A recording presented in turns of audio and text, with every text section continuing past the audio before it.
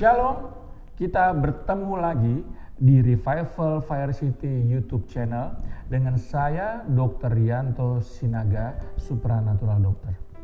Hari ini kita akan membicarakan mengenai mandat di tahun 5782 di tahun Payback di 7 gunung, pada ketujuh gunung. Ya, bagaimana kita membangun rumah Tuhan pada masing-masing ketujuh gunung ini. Dan kita akan membangun rumah Tuhan di puncak daripada ketujuh gunung itu, sehingga orang-orang akan datang ke tempat ini, ke rumah Tuhan ini untuk menyembah Tuhan di masing-masing ketujuh gunung ini. Dan sebelum ini bisa terjadi, maka haruslah ada perubahan daripada paradigma dari anak-anak Tuhan, dari kita-kita di tahun 5782 ini. Harus terjadi perubahan pola pikir. Lalu pola pikir seperti apa yang harus berubah? Yang pertama, local church mindset to shift to the kingdom mindset. Maksud daripada gereja lokal ini jangan salah pengertian. Mindset, pola pikir dari gereja lokal akan berubah menjadi mindset daripada kerajaan Allah. Ya, saya pun tetap berada di gereja lokal. Bukan berarti saya tidak berada atau kita tidak berada pada gereja lokal, tetapi maksudnya adalah perubahan daripada pola pikir kita harus ke gereja setiap minggu. Tetapi kita harus berpikir bahwa kerajaan Allah yang datang ke bumi. Maksudnya seperti apa? Kita mempersiapkan di hari Minggu pada ibadah-ibadah untuk setiap kita anak-anak Tuhan untuk membawa Tuhan Yesus di hari-hari lain. Di hari Senin, Selasa sampai dengan Sabtu kita tetap membawa Tuhan Yesus kepada hari-hari kita. Ini cara berpikirnya yang berbeda. Saya contohkan seperti kapal pesiar dan kapal perang atau kapal induk. Maksudnya apa? Kapal pesiar adalah orang-orang datang ke kapal ini dan mereka menikmati, mereka berpesta, mereka bersuka cita. Betul. Tetapi mari kita ubah cara berpikir kita untuk kita menjadi kapal perang, kapal induk. Sehingga orang-orang akan datang untuk kita charge, untuk kita berikan bensin, untuk kemudian dia berangkat lagi untuk melakukan bagian mereka. Jadi pada saat hari Minggu mereka datang, kita persiapkan mereka untuk mereka bekerja, untuk mereka membawa Tuhan Yesus kepada bidang mereka masing-masing. Dan biasanya pada hari Minggu kita akan beribadah, kita akan bersuka cita, kita akan berapi-api. Kemudian hari Senin, Selasa sampai dengan Sabtu bagaimana? Ini sehingga kita akan bergereja terus, bukan hanya di hari Minggu, tetapi setiap hari. Ini maksudnya kita merubah atau kita berubah mindset kita, pola pikir kita dari gereja lokal menjadi kerajaan Allah. Pola pikir kerajaan Allah. Kita akan membawa Tuhan Yesus Kristus di setiap hari. Yang kedua adalah light belong into darkness.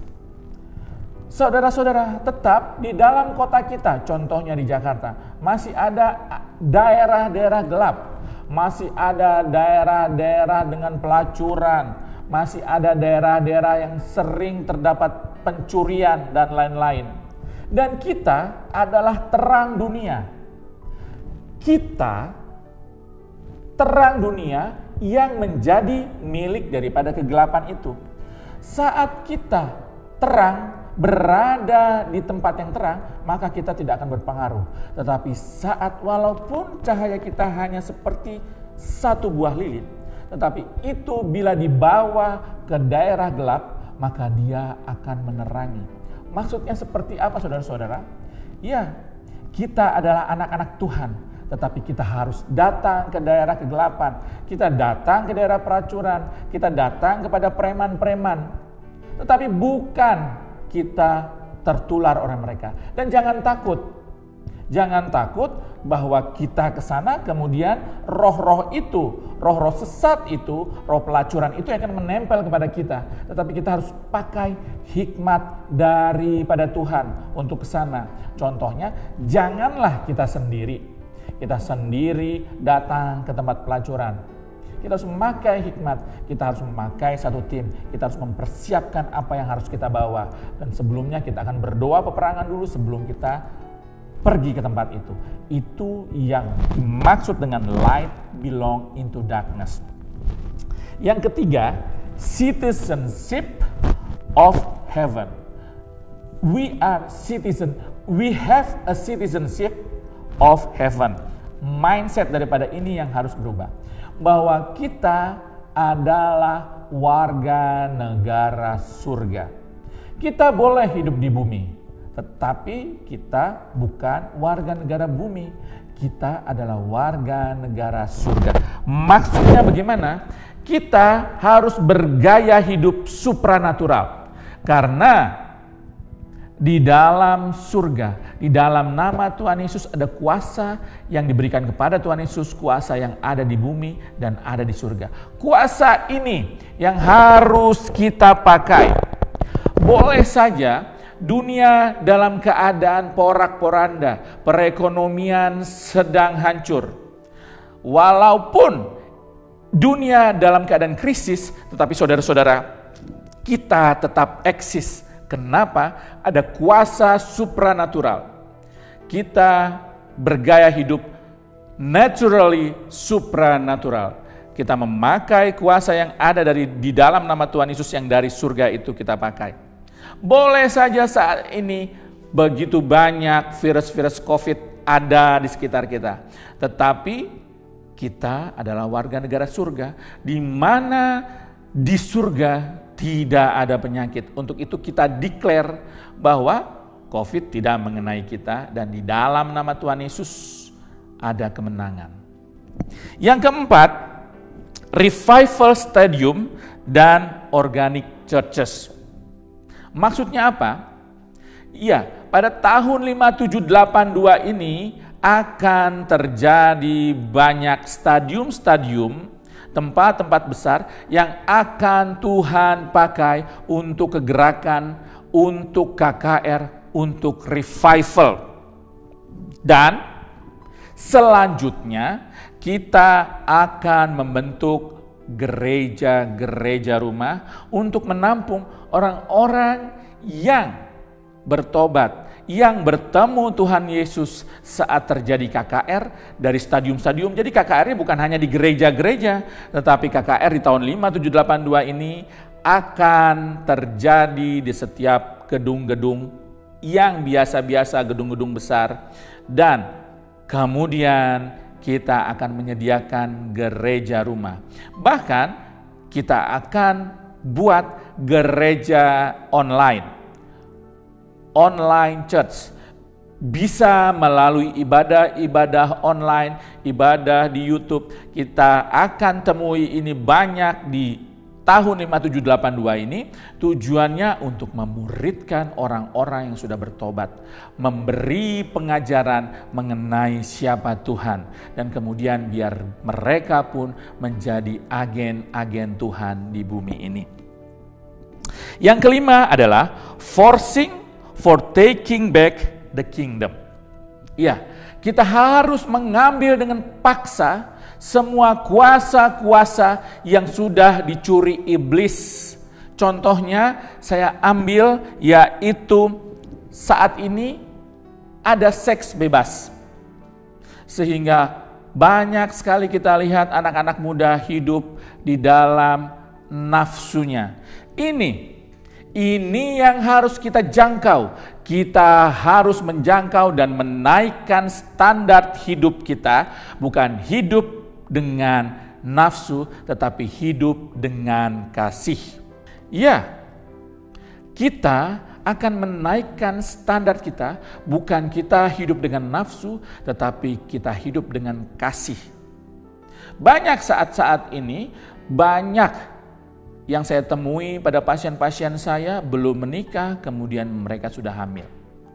Ini kita harus menaikkan standar, kita datang kepada anak-anak muda, kita memperkatakan bahwa kita hidup dengan kasih, kita tidak hidup dengan nafsu. Dan itu harus kita dapatkan dengan Tuhan Yesus. Yang kedua, saya dapatkan pada orang-orang yang terkena dengan obat-obatan, dengan miras, dengan narkoba. Pada dasarnya mereka merasakan kekurangan kasih. Mereka tidak bahagia sehingga mereka mencari jalan keluar dari obat-obatan. Ini yang harus kita naikkan juga standar. Kita bukan hidup di dunia yaitu dengan the joy of the world. Tetapi kita naikkan standar surgawi.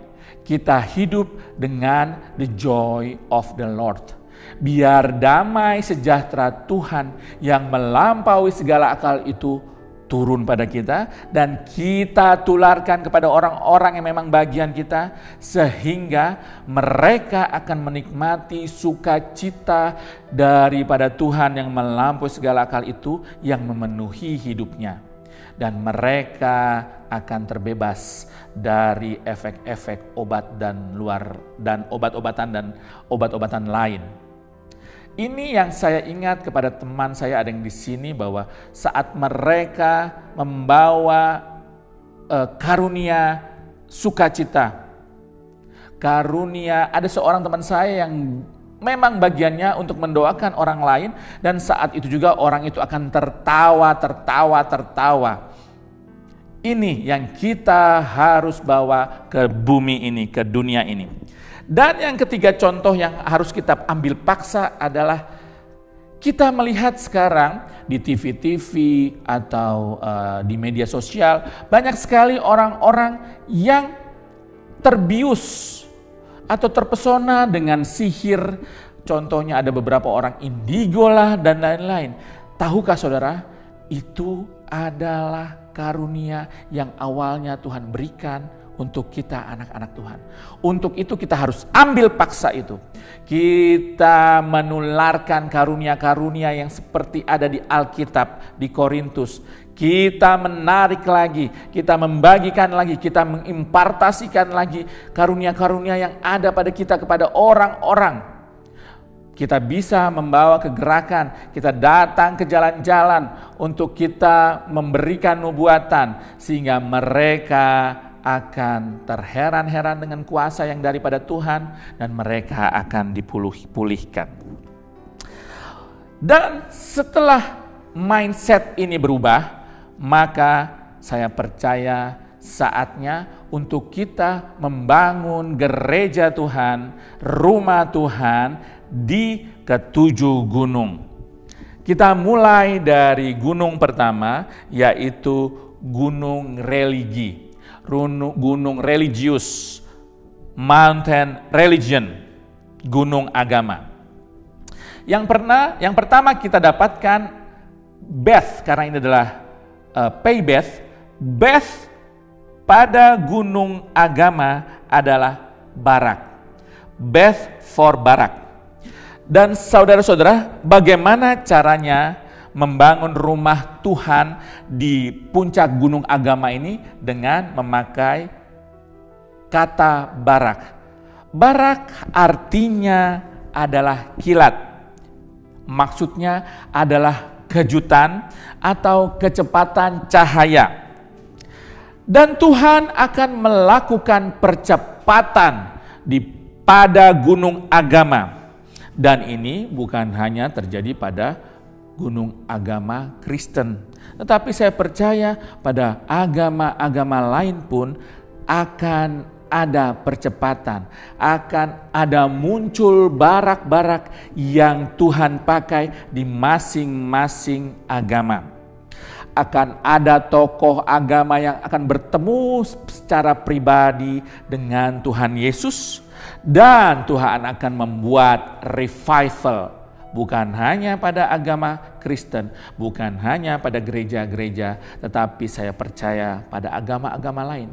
Dan mari kita saksikan di tahun 5782 ini akan kita dengar kesaksian tokoh-tokoh agama lain. Tuhan akan jamah, Tuhan akan ubahkan untuk mereka mendengar suara Tuhan, mereka mengenal Tuhan secara pribadi dengan mukjizat yang daripada Tuhan. Yang kedua, Barak adalah panglima perang. Dan Barak ini adalah panglima perang di bawah kepemimpinan wanita.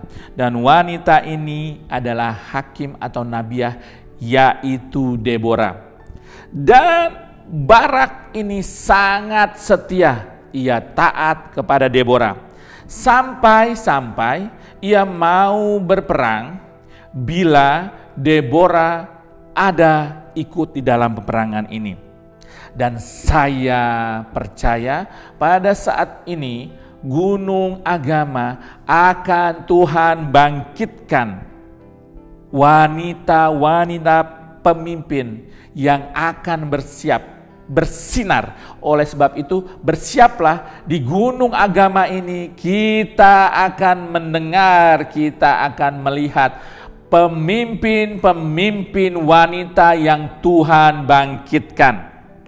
Dan saudara-saudara, di gunung agama ini juga seperti tadi yang saya terangkan, kita akan melihat ada kuasa-kuasa supranatural bangkit pada tokoh-tokoh agama, pada orang-orang yang berdiri di gunung agama ini, pada anak-anak Tuhan, pada gereja-gereja. Tuhan akan bangkitkan kuasa-kuasa supranatural, dan orang-orang di gunung agama ini akan bersikap secara natural bahwa mereka diberikan Tuhan, dianugerahkan Tuhan kuasa supranatural. Untuk apa? Untuk melawan kegerakan daripada Illuminati. Untuk percepatan di tahun payback ini, sehingga tidak akan terjadi premature war, tidak terjadi premature warfare, dan tidak terjadi di akhir zaman yang prematur. Tuhan akan bangkitkan tokoh-tokoh agama yang mempunyai kekuatan atau karunia supranatural. Yang kedua, pada gunung bisnis, mountain business. Beth pada gunung ini, pada gunung bisnis adalah Boaz. Boaz artinya to be strong atau menjadi kuat. Pada firman Tuhan di Hagai 2 ayat 6 dan Ibrani 12 ayat 26, Tuhan mengatakan, "Aku akan menggoncangkan bukan hanya bumi, tetapi juga langit." Dan tujuannya supaya emas dan perak masuk ke rumah Tuhan. Tuhan akan bangkitkan Boaz pada gunung bisnis. Bisnismen akan berkembang, mengembangkan imannya menjadi kuat, dan mereka akan berdiri tegap di tahun 5782 ini. Kenapa? Karena Tuhan akan menggoncangkan dunia bisnis. Dan biar kita lihat anak-anak Tuhan dibangkitkan, Boaz akan dibangkitkan di dunia bisnis, di gunung bisnis yang akan tetap bertahan berdiri, semakin berdiri tegap walaupun ada goncangan-goncangan di dunia bisnis. Lalu Boaz berkata juga tentang bisnismen tidak boleh serakah. Boaz akan menyuruh pekerja-pekerjanya untuk memberikan berkas-berkas jelai lebih banyak lagi, sehingga ia dapat dipungut oleh Rut. Dan Tuhan akan bangkitkan di 5782 ini bisnismen yang adalah pemberi yang murah hati. Bisnismen akan memberikan bagiannya kepada orang-orang yang memerlukan seperti Ruth. Ruth mengambil jelai-jelai yang ada di sekitar tanah daripada Boas sehingga dia dapat bertahan. Ya, bisnismen yang Tuhan bangkitkan di 5782 ini adalah orang-orang yang pemberi yang murah hati, yang akan memberikan kepada orang-orang yang orang-orang yang memerlukan, kepada orang-orang yang terpinggirkan, sehingga mereka akan merasakan Tuhan Yesus. Tuhan Yesus melalui para bisnismen ini. Dan Boas juga mengatakan, berbicara tentang integritas. Boas mengambil Ruth setelah yakin bahwa ia bisa menjadi kingsman. Setelah dia yakin bisa menjadi penebus untuk Ruth, baru dia mengambil Ruth. Saat Ruth tidur di dekat-dekat dia tidak dengan serta-merta menyentuh Ruth. Tetapi dia lebih dulu melihat Ruth, melihat pohon family tree-nya, apakah dia dapat mengambil Ruth. Setelah itu baru dia mengambil Ruth.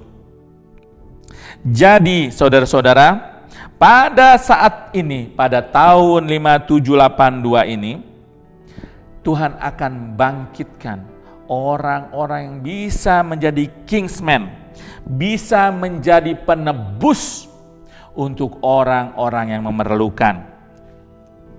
Dan bisnismen yang Tuhan bangkitkan adalah orang-orang yang akan menebus generasi-generasi untuk kemuliaan nama Tuhan. Dan saudara-saudara, Boas juga berbicara bahwa Boas adalah salah satu pilar untuk bait Allah Salomo. Di sini Tuhan akan bangkitkan para bisnismen yang mengerti posisinya, bahwa dia diberkati untuk menjadi pilar penyokong daripada rumah Tuhan, sehingga pelayanan akan diperlebar. Kerajaan Tuhan, kerajaan Allah akan diperluas. Contohnya pada bisnismen, saya berbicara di dunia kesehatan. Tuhan akan bangkitkan orang-orang, pengusaha-pengusaha yang Tuhan berikan formula mengenai vaksin di COVID. Sehingga ini akan menguasai dunia medis. Kita akan lihat saudara-saudara. Yang selanjutnya di dunia pemerintahan, gunung government. Beth di gunung ini adalah Beltsazar. Siapakah Beltsazar ini? Beltsazar adalah nama yang diberikan oleh raja saat itu kepada Daniel. Beltsazar mengandung arti atau dari dewa Belt. Tujuan daripada raja memberikan nama ini kepada Daniel adalah untuk melindungi raja. Tetapi ini juga yang dipakai oleh Tuhan untuk memperjelas destiny daripada Daniel. Dan Tuhan juga akan membangkitkan pada tahun 5782 ini Daniel di akhir zaman. Daniel yang akan menjaga nama Tuhan. Akan ada Beltsazar yang akan menjaga nama Tuhan, menjaga nama raja dari segala raja. Dan di sini pada gunung government ini Tuhan akan bangkitkan politikus-politikus yang akan menuruti hukum Tuhan daripada hukum dunia. Contohnya adalah saat ini begitu berkembang hak asasi manusia. Dan hak asasi manusia ini dihubungkan dengan hak-hak daripada LGBT. Bahkan saat ini dihubungkan dengan, di dunia saya dihubungkan dengan untuk mengaborsi. Hak-hak untuk mengaborsi pada keadaan-keadaan tertentu. Dan kita lihat Tuhan akan membangkitkan para politisi-politisi yang akan berdiri lebih pada hukum Tuhan daripada hukum dunia. Walaupun dia harus berdiri melawan daripada orang-orang yang melawan hukum Tuhan seperti di hak aborsi ini atau hak LGBT, Tuhan akan membangkitkan engkau, para politisi-politisi yang akan tetap berdiri lebih kuat di hukum Tuhan. Walaupun kau harus sendiri berbicara, hanya suaramu saja yang menentang daripada LGBT, menentang daripada aborsi, tetapi kau akan bertahan. Kita lihat Tuhan akan buktikan, Tuhan akan bangkitkan politisi-politisi seperti ini. Dan Belteshazzar mengatakan, bercerita tentang full of holiness and wisdom. Kita lihat Daniel pada saat itu dia tidak makan makanan raja, dan luar biasa Tuhan pun berikan hikmat, dan Tuhan akan bangkitkan pada tahun 5782 politisi-politisi yang mempertahankan kekudusannya dan dipenuhi dengan karakter Yesus Kristus, dengan kuasa yang ada pada Tuhan Yesus Kristus dan hikmat yang ada padanya. Tuhan akan bangkitkan, dan biar politisi-politisi ini yang akan membentuk rumah Tuhan, sehingga di gunung ini orang-orang, para politisi-politisi akan datang ke rumah Tuhan untuk menyembah Tuhan di gunung pemerintahan ini. Selanjutnya adalah gunung art dan entertainment. Beth pada gunung ini adalah Bartimeus. Timeus artinya hormat atau menghormati. Bartimeus adalah anak yang bisa menghormati. Tuhan akan bangkitkan Bartimeus pada dunia, pada gunung art dan entertainment. Orang-orang, anak-anak Tuhan yang bisa menghormati Allah, ini yang akan Tuhan bangkitkan Bartimeus pada gunung entertainment. Dan biar pada gunung art entertainment akan dipenuhi oleh generasi muda yang dapat menghormati Allah dan dihormati manusia. Dan saudara-saudara, Bartimeus mata fisiknya tertutup, tetapi mata rohaninya terbuka. Dan biar melalui art dan entertainment ini, mata hati bangsa dan generasi akan terbuka melihat kebenaran. Dan biar pada saat ini, pada tahun 5782 ini akan ada film-film, drama-drama, cerita-cerita, games-games, musik-musik yang akan muncul melalui art dan entertainment. Dan karena hal ini, maka banyak orang akan melihat kebenaran akan firman Tuhan. Saat-saat ini kalau kita lihat, begitu banyaknya film-film yang bercerita tentang seks, bercerita tentang hal-hal yang tidak baik, menceritakan tentang para orang-orang kaya yang menindas, politisi-politisi yang menindas. Tapi biar kita lihat, Tuhan akan bangkitkan generasi muda, generasi Bartimeus pada art dan entertainment, dan mereka akan membuat suatu hasil karya di mana Tuhan akan dihormati dan orang-orang akan melihat kebenaran firman Tuhan. Bartimeus juga bercerita seorang tokoh yang tidak mau berhenti berteriak sampai dengan sorga bergerak menyembuhkan dia. Jadi kita akan lihat bahwa di dunia art dan entertainment akan ada tokoh-tokoh yang tidak akan berhenti berteriak, mengemukakan hasil karya bahwa bagaimanapun, apapun yang terjadi, kebenaran akan diberitahukan di dunia art dan entertainment ini. Walaupun akan ada tantangan dan akan ada tentangan terhadap mereka generasi muda di art dan entertainment, mereka tidak akan berhenti meneriakkan, menyerukan bahwa kebenaran akan Allah dalam hasil karya mereka, sehingga dunia akan melihat kebenaran akan Allah dan mereka akan bertobat.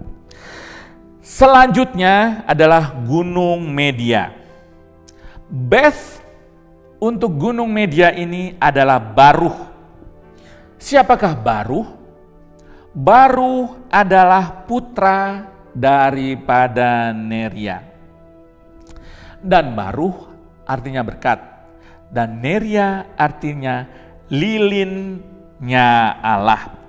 Dan saya percaya bahwa di Gunung Media akan Tuhan bangkitkan baruh-baruh, yaitu orang-orang yang akan menjadi berkat dan menjadi lilinnya Tuhan di Gunung Media.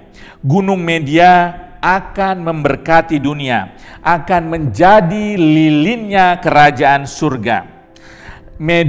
Gunung Media akan memancarkan cahayanya Tuhan, terangnya Tuhan pada dunia. Dan saudara-saudara, Baruh adalah penulis. Dia yang menulis di buku Yeremia. Dan di buku ini kita dapat baca bahwa saat itu Yeremia dibenci oleh pemerintahan saat itu. Tetapi Baruh tetap menulis apa yang dikatakan oleh Yeremia. Nubuatan-nubuatan yang benar tetap ditulis oleh Baruh. Walaupun saat itu banyak nabi-nabi palsu. Dan nabi-nabi palsu ini yang lebih dipercaya oleh pemerintahan saat itu. Tetapi Baruh tetap menuliskan apa nubuatan-nubuatan daripada Yeremia. Dan saya percaya pada saat ini, pada tahun 5782 ini, Tuhan akan bangkitkan para Baruh di dunia media, di Gunung Media, yang akan memberitakan kebenaran, tidak hanya memberitakan berita-berita salah, berita-berita hoax. Bahkan saat ini kita tahu ada beberapa daripada media yang dikuasai oleh kelompok daripada si jahat. Tetapi saya percaya Tuhan akan bangkitkan baruh-baruh di dunia media ini. Baruh dikatakan dia juga menyelamatkan Yeremia. Dan saat itu Yeremia sedang diburu oleh kerajaan saat itu. Dan saya percaya media saat ini akan menyelamatkan suara kenabian, di mana suara kenabian saat ini sedang berusaha ditutupi oleh dunia. Bangkit Baruh di media-media saat ini, media online, media sosial, media cetak, akan muncul baruh-baruh di mana mereka akan anti mainstream. Mereka akan memberitakan kebenaran Tuhan yang akan bercahaya, yang akan didengar oleh dunia. Dan saudara-saudara, di Talmud, Baruh ini disetarakan dengan golongan nabi. Untuk itu, saya percaya di tahun 5782 ini akan Tuhan bangkitkan media profet, di mana saat ini di Gunung Media akan sulit berkembang profet-profet. Dunia media berbeda dengan dunia natural. Terdapat kesulitan-kesulitan untuk munculnya, lahirnya profet di dunia media, dan saya percaya pada tahun 5782 Tuhan akan bangkitkan nabi-nabi, nabiah-nabiah di dunia media, termasuk di media online, di media sosial, di media cetak, dan lain-lainnya. Dan saudara, kita bergeser kepada gunung lainnya, yaitu gunung pendidikan atau gunung education. Dan base pada gunung ini adalah Benjamin. Lalu bagaimana dengan Benjamin ini? Benyamin di dunia pendidikan. Dunia pendidikan akan melahirkan generasi Benyamin, yaitu generasi tangan kanan. Lewat gunung pendidikan akan lahir generasi Benyamin atau generasi yang menjadi kepercayaannya Allah. Akan ada guru-guru, akan ada kurikulum yang membuat murid-muridnya mempunyai karakter ilahi sehingga dapat dipercaya oleh Allah. Dan berbicara mengenai Benyamin, ketika Israel pecah, Benyamin tetap berdiri bersama Yehuda. Kenapa? Karena Benyamin menghormati firman Tuhan. Padahal kita ketahui pada sejarah, Benyamin diambil haknya oleh Yehuda. Yehuda mengambil posisi Benyamin, yaitu pada saat Saul dan Daud. Saul adalah suku Benyamin dan Daud adalah suku Yehuda. Dan Daud mengambil posisi saat itu, raja saat itu, yaitu Saul. Tetapi di dunia pendidikan akan muncul, akan dilahirkan generasi-generasi Benyamin, di mana para Benyamin yang dilahirkan oleh dunia pendidikan adalah orang-orang dengan attitude, dengan tingkah laku yang benar, di mana mereka akan berdiri di atas firman Tuhan lebih daripada emosinya. Kita tahu saat ini pada dunia pendidikan kita kenal dengan IQ dan EQ. Intelligent quotient dan emotional quotient. Tetapi saat ini saya percaya Tuhan akan bangkitkan dari gunung pendidikan ini orang-orang yang berdiri pada spiritual quotient. Mereka akan berdiri di atas firman Tuhan dibandingkan berdiri di atas emosinya.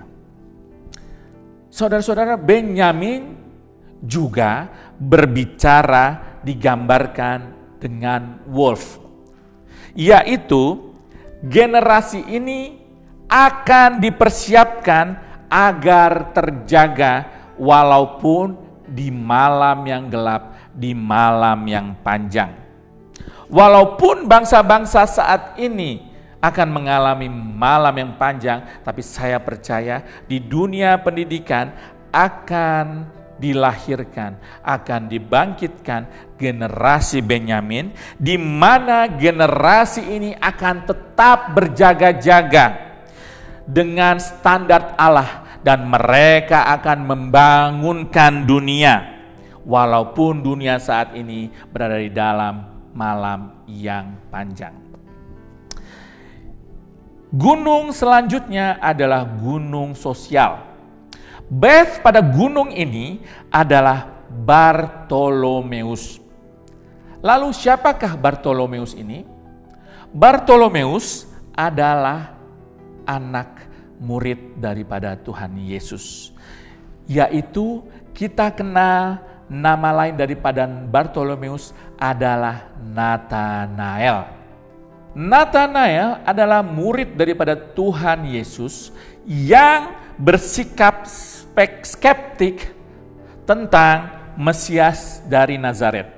Saat Filipus menemui Natanael dan dia menceritakan bahwa ia bertemu dengan Mesias dari Nazaret, lalu apa yang dikatakan oleh Bartolomeus atau Natanael?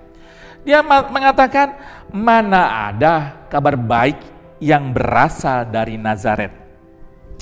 Tetapi haleluya, Tuhan Yesus memberikan pengalaman berbeda dengan menyebut Bartolomeus atau Natanael dengan Israel sejati.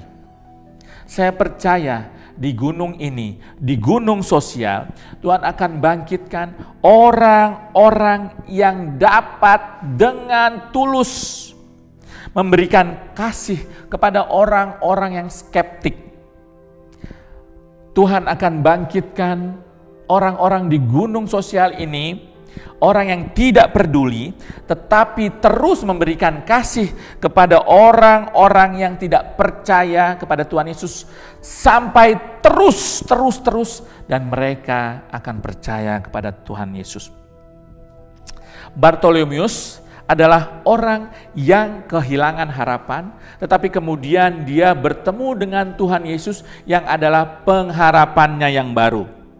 Dan kemudian Bartolomeus menjadi penyebar pengharapan itu.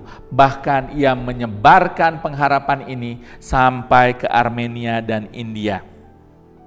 Saya percaya Tuhan akan membangkitkan Bartolomeus pada gunung sosial yang akan menyebarkan berita tentang Tuhan Yesus.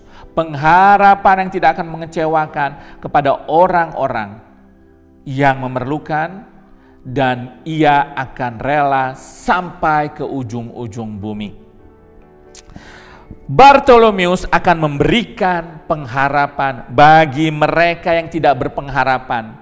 Bartolomeus akan membawa pengharapan bagi mereka yang tertolak, bagi mereka yang terluka, sampai mereka mempunyai pengharapan yang baru.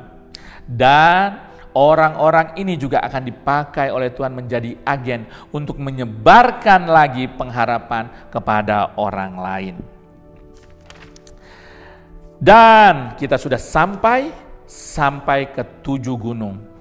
Dan di dalam nama Tuhan Yesus, biar kita sebagai cahaya Tuhan dapat bersinar di kesemua 7 gunung.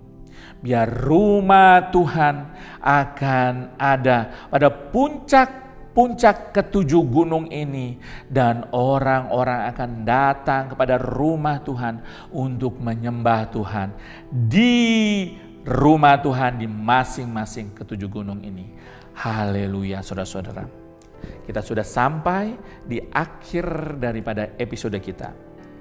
Dan saya mengajak semua saudara-saudara yang mempunyai cerita, mau bercerita, mau kesaksian, mau menceritakan pengalaman supranaturalnya, boleh mengirimkan message, WhatsApp message ke nomor 0878 8085 3523. Sekali lagi 0878 8085 3523. Akhir kata, saya Dr. Yanto Sinaga menyatakan di dalam Yesus keajaiban adalah sebuah kepastian.